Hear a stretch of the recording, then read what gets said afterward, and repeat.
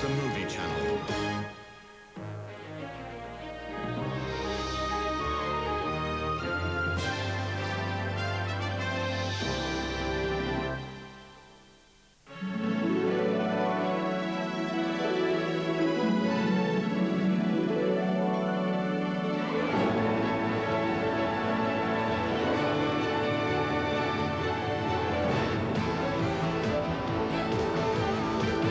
I think I can pick up something visual. It's a news broadcast using a system I think they once called video. Television was the colloquial term. Put it on the screen. Aye. In September 1966, a TV series boldly took audiences where no other science fiction show had gone before. Devised by producer Gene Roddenberry as a wagon train to the stars, or more simply, a Star Trek, the critically reviled space opera was to attract the most fiercely loyal audience in TV history. Now, after 7 feature films, 3 spin-off TV series, a short-lived cartoon show, mountains of merchandising, and an ever-growing legion of fans, Star Trek has become the #1 cult of all time. As Star Trek Generations premieres on British cinema screens, we look at the whole phenomenon and why its appeal has endured. Hailing frequencies opens. Star Trek told very good stories about a group of identifiable, individualistic, unique characters.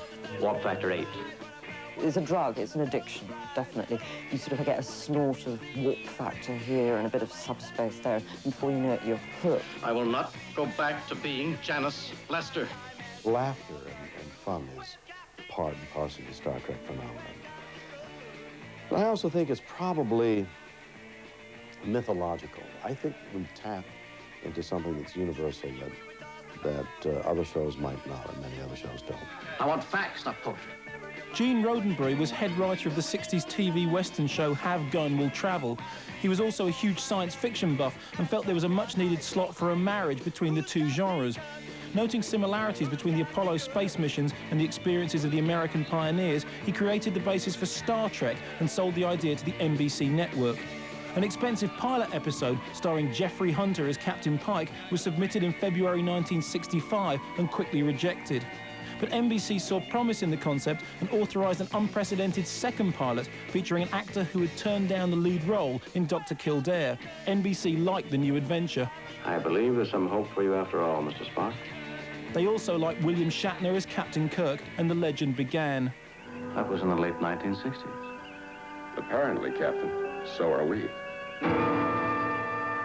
There's a certain slickness to Star Trek which other TV shows, other science fiction shows don't have, probably because they're American. And if you look at Doctor Who, which has in fact run a lot longer than Star Trek has, it has that wonderful sort of, you know, shaky BBC sets and sort of toothpaste tops as the control knobs. Star Trek never really had that. Although they look quaint now when you look back at the 60s, there is still something about the way the stories are written. A lot of very good science fiction authors got involved in the show right at the very beginning to try and make it more like sensible science fiction. Do you know what you're saying?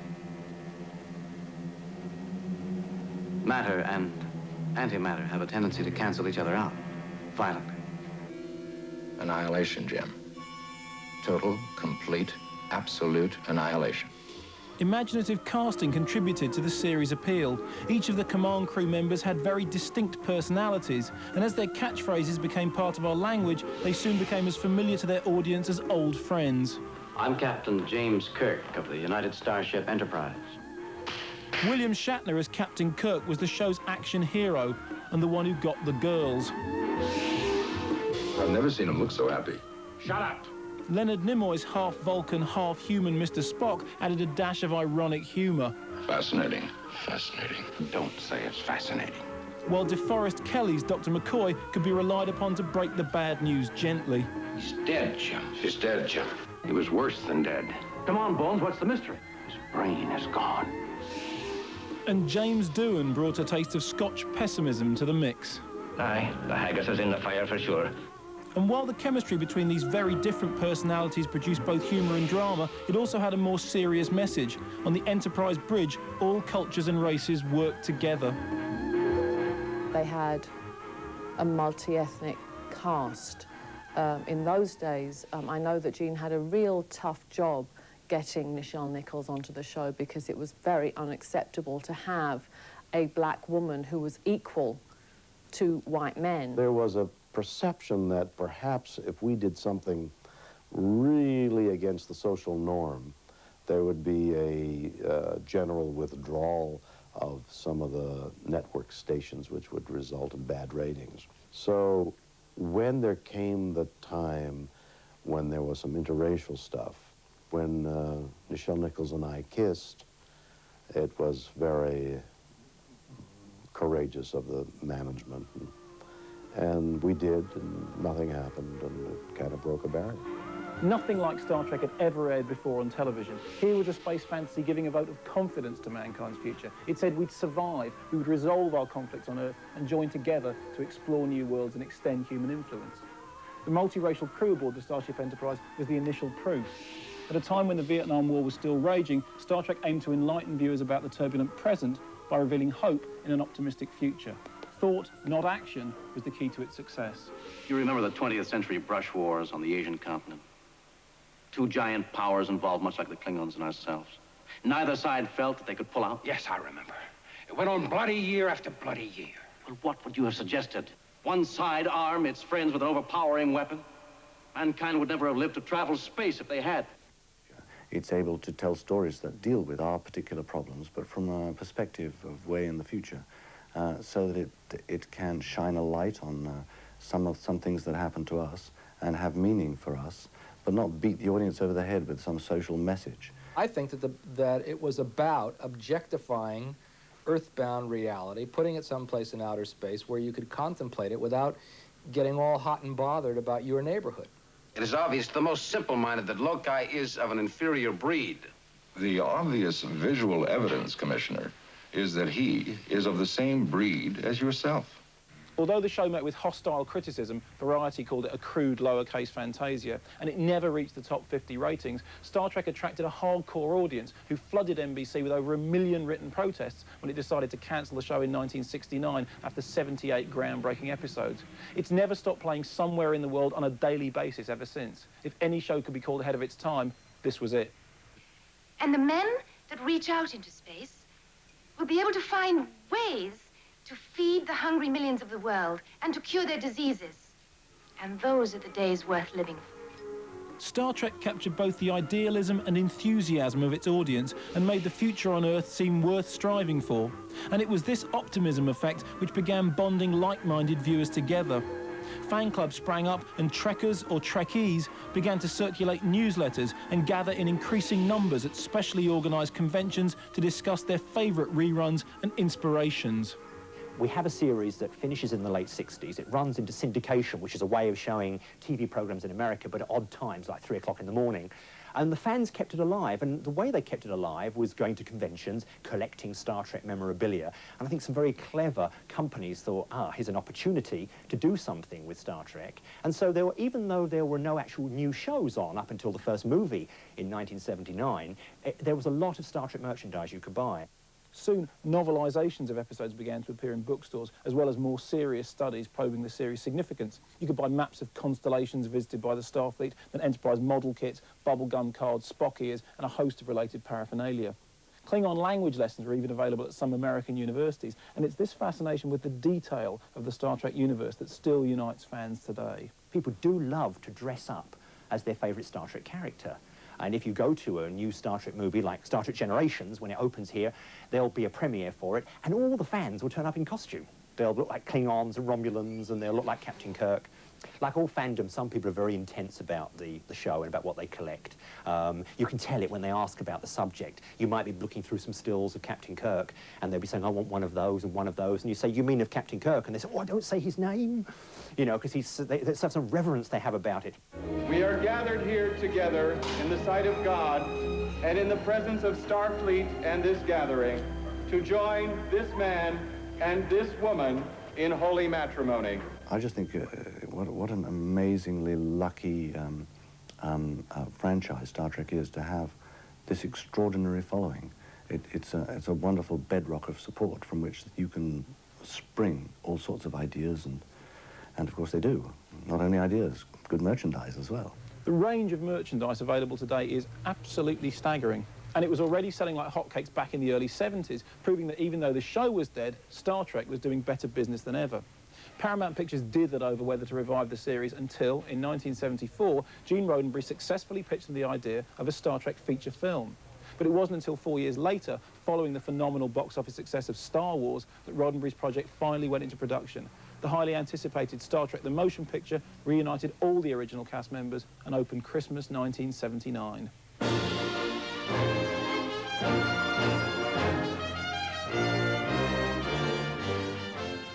We witnessed a birth, possibly a next step in our evolution. I wonder. Attention! If we don't break free in 15 seconds, she'll burn up. Unfortunately, few critics were impressed by the motion picture from veteran director Robert Wise. They called it the motionless picture, and ardent Trekkers were disappointed too. The normally endearing, weighty moral issues looked bloated and bogus on the big screen, poised against the backdrop of state-of-the-art special effects. However, the £40 million space epic made enough money to warrant a far superior sequel in 1982. Star Trek II, The Wrath of Khan, captured the exact flavour of the TV series and revived Ricardo Montalban as Khan, a favourite villain from Space Seed, one of the series' most popular episodes.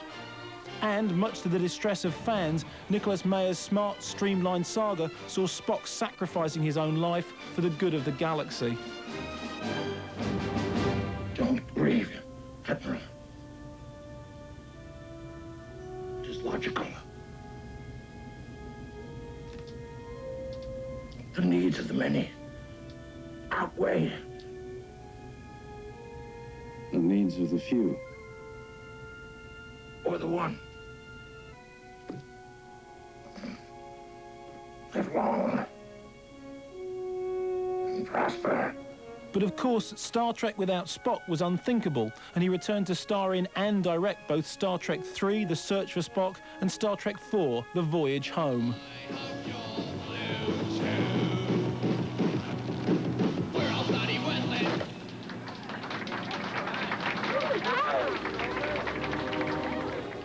William Shatner took the directing reins for Star Trek V, The Final Frontier, while Nicholas Meyer returned for Star Trek VI, The Undiscovered Country.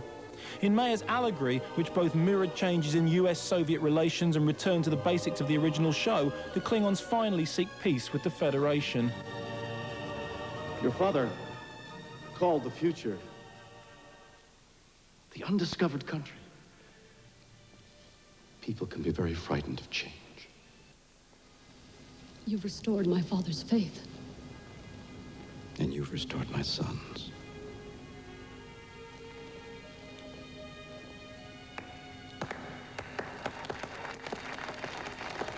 With the classic cast literally signing off over the end credits, The Undiscovered Country sparked speculation that this was the end of the movie road. Again. But while the Star Trek movies proved to be of variable quality, each continued to make more money than the last. Clearly, the fans were still hungry for more, so in 1987, Paramount finally carried out their mid-70s plan of reviving the television series, but this time with a brand new Enterprise crew. Captain's log, stardate 41153.7. Our destination is planet Deneb 4, beyond which lies the great unexplored mass of the galaxy. Gene Roddenberry returned as executive producer on Star Trek The Next Generation until his death in 1991. The show's new format saw an improved Starship Enterprise on a 30-year discovery mission led by the charismatic Captain Jean-Luc Picard, played by Patrick Stewart. Let's see what's out there. Despite a few seasonal cast changes, the Next Generation crew soon became as familiar to avid viewers as their much-loved 60s counterparts. Data? Yes? What happened? Any answer would be mere speculation. This is yet another example of how our actions have random results. Thanks, Data. I noticed. The Next Generation I like better because I like it's got female characters, more female characters. It's got better relationships, I think. I think the characters are sexier. I think the screenplays are better. The teleplays, rather. I think they're better. I think also they take more risks. There was one episode, I think, where it turns out the Federation was completely overrun by aliens. I thought that was quite radical. There's another one where Riker has an affair with a hermaphrodite alien, which was pretty far out. There's another one where Captain Picard gets kidnapped and turned into a Borg, and together they destroy half the Federation. I don't think... I can't imagine Captain Kirk doing something like that. Implanted into each...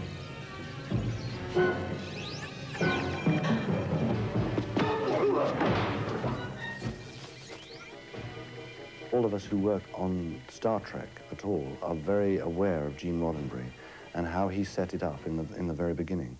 And we try to follow the precepts that he laid down. I know that we have departed a little way from, in some areas of what he talked about, like he wanted his characters to not particularly have to grapple with emotion because that was all behind them, because that was a part of the utopia that he saw. But in order to bring the stories closer to where we are, we have felt that it is necessary to broaden its scope. But I think we're all very aware of the roots of the series and the ideas of it, which stem from the 60s. And I think it has a very direct relation. Everything relates back to that. Despite its slightly darker tone, The Next Generation is clearly distinguishable from other sci-fi series. Much of science fiction at the moment is dystopian. It's full of grunge, and everything's a problem, and society's falling apart. In Star Trek, the contrary has happened. We've solved problems like racial inequality, like sexual inequality, and things like that, and we're moving forward. There is this fundamental optimism about The Next Generation, which says that although things are bad now and may get worse, 400 years from now, we are going to have dragged this solar system kicking and screaming into a better place than it is now. Although out there, the rest of the galaxy, there are still Cardassians and Borg and Romulans who have to be dealt with. It's all very politically correct, and back on Earth, war has been completely wiped out. War is now defunct, but the Federation still gets to kick the crap out of the Borg and the Cardassians and anybody else who isn't politically sound, you know. Fire phases. Explain your illegal presence in the neutral zone. Explain yours. Wall 3 evasive. Stand by. With all the armament that ship is carrying, it's gonna blow. Red alert! All crew to battle stations. I want answers. I want them to start meeting in 1 hour. I'd rather like to sort of serve on the Enterprise and earn Captain Picard's trust. You know, he's got that sort of personality. You want him to praise you. Star Trek The Next Generation would end up being the most successful science fiction show ever, and Paramount soon created yet another spin-off series. Deep Space Nine, produced by Rick Berman, was an ambitious amalgam of elements of both Star Trek and The Next Generation, and scored high ratings when it premiered in January 1993. Mr. Odo, you're not going to take the law into your own hands. The law? Commander, laws change depending on who's making them. Cardassians one day, Federation the next. But justice is justice. Deep Space Nine was the first Star Trek show that was attempted without Gene Roddenberry's direct input. And Deep Space Nine, the idea of Deep Space Nine was to take Star Trek away from the ultra-clean side of the 24th century and show a much more gritty, a problem-filled and emotion-filled place. What the hell do you people intend to accomplish here? We want the shapeshifter. You will disperse immediately. Return to your quarters. Return to your ships.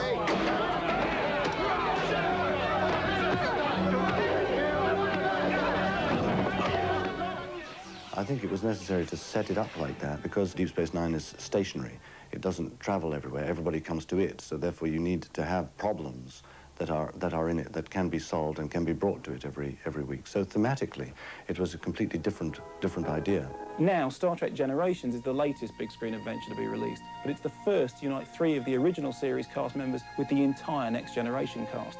Directed by series regular David Carson, Kirk and Picard are the captains courageous, destined to meet in a time warp and stop villainous Dr. Soran from destroying the universe. The hell's he doing? I have an appointment with eternity, and I don't want to be late. In doing so, Kirk plus Scotty and Chekhov symbolically hand over the movie baton to the Next Generation team. The star is going to collapse in a matter of minutes. That'll destroy everything in this system. Population. 230 million, sir. Why would he destroy a star? I have to stop him, but I can't do this alone. I need help. I know someone who can. The idea of Captain Kirk appearing with the Next Generation cast and his fate disposed of, it seemed to me a good idea for closure and a dramatic way of ending it all. You say history considers me dead. Who am I to argue with history? You're a Starfleet officer. You have a duty. I don't need to be lectured by you. I was out saving the galaxy when your grandfather was in diapers. I didn't want this to be a film that only the sophisticated Star Trek fanatic would be able to really follow and enjoy. And in addition, I thought that if we did not include the original cast, as many of the original cast of Star Trek as possible, we would miss out on a really fantastic opportunity. Not all of my colleagues were in agreement with me about this. Some of them believed this should be the Next Generation, and that we had already said farewell to Bill and Leonard and DeForest and so forth. Patrick was always convinced that the film should be a transitional film, and I think some of the rest of us weren't. We wanted it to be a Next Generation film. After having seen it, though, I actually think it was the right decision. I think it works, and the fact that the baton, if you like, is being handed, and that the really, as far as Trekkies are concerned, the epic thing of having the two captains on the screen together was totally the right decision. Don't let them do anything that takes you off the bridge of that ship, because while you're there, you can make a difference. Come back with me. Help me stop Soren. Make a difference again. You know, if Spock were here, he'd say that I was an irrational, illogical human being for taking on a mission like that. Sounds like fun. When we started the series, I was, the lead character was a man of action, a typical series lead in which the women followed and the men led, and there were battles, and in this case there were battles with strange entities, and it was an active, physical series. I think there's a good deal of pleasant charm about the interaction of the wry, ironic, humorous, sexy, action-loving Kirk, and the somewhat more cerebral and withdrawn and diplomat Captain Picard. We get quite a nice bit of mileage out of that. Let's try and cheat death together. Eliminate them. Klingon vessel decloaking directly ahead, sir. Target their bridge! Full disruptors! Let's go! Bridge, we have a new problem! All right, let's move them out. Let's go. Take them out. 10 seconds to warp core breach. All hands, brace for impact! Warp 1, engage! We haven't really tried to make it so that it's accessible to everybody on different levels, and that anybody can go and see it and have a really good time, and get the sort of little messages we're trying to send about mortality and other things that are interesting to humankind. Space still remains the final frontier. Gene Roddenberry's imaginative legacy will therefore keep providing a future full of the same visionary challenges he vividly brought to life nearly 30 years ago. And perhaps we need it more than ever. For Star Trek, in all its varied forms, continues to provide hope, constructive curiosity, boundless wonder, sexual and racial equality, and a respect for all cultures. It should live long and prosper forever.